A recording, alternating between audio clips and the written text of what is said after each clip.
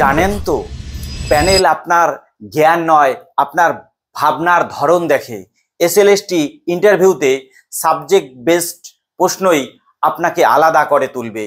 অনেকে মুখস্থ উত্তর দেন, কিন্তু প্যানেল চায় আপনি কনসেপ্টটা কতটা বোঝেন।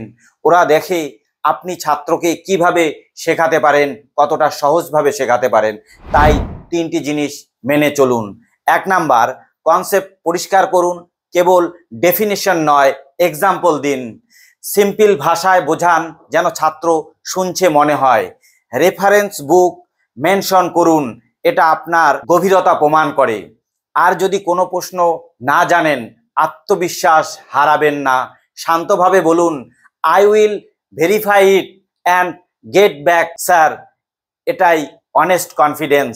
এসএলএসটি ইন্টারভিউ সম্পর্কিত বিস্তারিত জানতে নিচে রিলেটেড ভিডিও লিঙ্কে ক্লিক করুন। ধন্যবাদ।